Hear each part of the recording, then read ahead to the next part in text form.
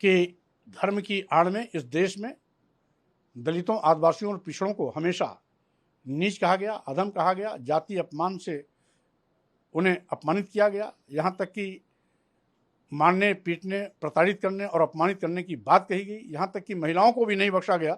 महिलाओं को नीच से भी नीच करार करके उनके साथ भी दुर्व्यवहार किया गया। और यहाँ तक कि आदिवासी समाज में पैदा होने के नाते देश के सर्वोच्च पद पर आसीन महामहिम राष्ट्रपति मुर्मू जी को भी इस जाति अपमान के कड़वे सच का सामना 20 जून को उस समय करना पड़ा जब दिल्ली स्थित जगन्नाथ मंदिर में दर्शनार्थ वहां पर पहुंची थी। साथ में रेल मंत्री अश्विनी वैष्णव भी थे। अश्विनी वैष्णव जी मंदिर परिसर के अंदर जाकर के मूर्तियों पर पुष्पांजलि कर रहे हैं, चरण स्पर्श कर रहे हैं, आशीर्वाद ले रहे हैं। और वहीं पर बैरिकेडिंग के बाहर द्रौपदी मुर्मू जी को हाथ जोड़े खड़ा दिखाई दिया गया है। तो स्वाभाविक रूप से ये अपने आप में जाति अपमान का वो कड़वा सच है जो इस देश के दलित, आदिवासियों और पिछड़ों को सामान्य रूप से आए गए दिन नित्य अपने दैनिक जीवन में रूबरू होना पड़ता है। और महामहिम राष्ट्रपति जी जो देश के सर्वोच्च पद पर आसीन है, मात्र उनके साथ ये व्यवहार और बदसलूकी इसलिए किया गया, जाति अपमान की घटना इसलिए घटित की गई क्योंकि वो आदिवासी समाज में पैदा हुई है। ये पहली घटना नहीं है। इसके पहले महामहिम राष्ट्रपति के पद पर आसीन रामनाथ जब कोविंद जी थे, राजस्थान के पुष्कर में ब्रह्मा मंदिर में गए थे। वहां के पंडों ने मंदिर परिसर में अंदर जाने से मना कर दिया, तो वो भी गेट के बाहर खड़े होकर के मंदिर के बाहर ही हाथ जोड़ करके चले आए थे, अंदर नहीं गए थे।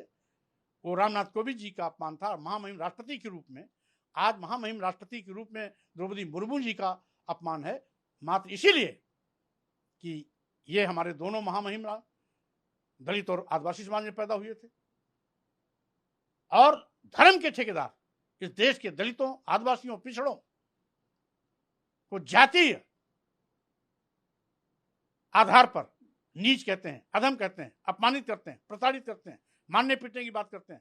महिलाओं को भी मारने, पीटने, प्रताड़ित करने की बात करते हैं। नीच से भी नीच होने की संज्ञा देकर के उनको अपमानित करने में पीछे नहीं रहते हैं। तो स्वाभाविक रूप से धर्माचार्यों को चाहिए कि अगर वाकई में वो धर्म के ठेकेदार, धर्म के शुभचिंतक हैं, तो धर्म की इन बुराइयों को दूर करें, जिससे कि आए गए दिन जो लोग दूसरे धर्मों में जाते हैं, धर्मांतरण करके अन्य धर्मों के शरण में जाते हैं, वो नौबत ना आए। और इसीलिए मैं कहना चाहता हूं, जब महामहिम राष्ट्रपति मुर्मू जी को इन जातीय अपमान का सामना करना पड़ता है, तो सामान्य दलितों, आदिवासियों, पिछड़ों के साथ क्या बदसलूकी होती होगी, इसका अंदाज नहीं लगाया जा सकता।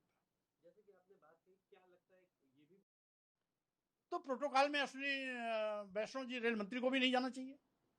प्रोटोकॉल में तो राष्ट्रपति बहुत ऊपर है, उसके पीछे प्रधानमंत्री और अन्य मंत्रीगण होते हैं।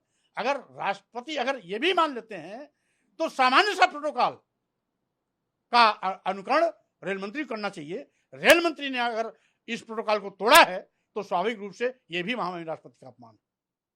इसके साथ ही आपने अभी जिक्र किया कि इसी कारण स्वाभाविक रूप से ये आरएसएस के प्रमुख भागवत जी भी कई बार कह चुके हैं कि इस देश का जो भी मुसलमान है वो पहले हिंदू था, इस देश का जो भी ईसाई है वो पहले हिंदू था, सिख धर्म भी बना है, जैन धर्म भी बना है, बौद्ध धर्म भी बना है, तो ये भी कभी हिंदू होते थे।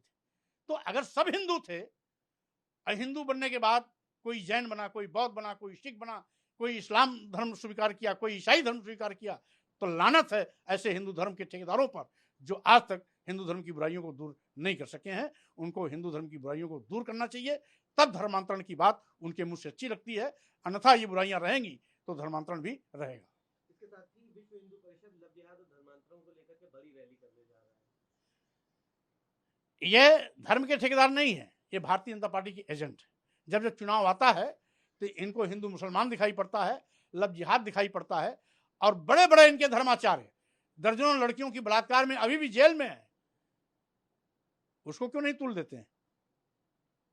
क्योंकि वो इस्लाम धर्म के नहीं है इसलिए, वो हिंदू धर्म के हैं इसलिए।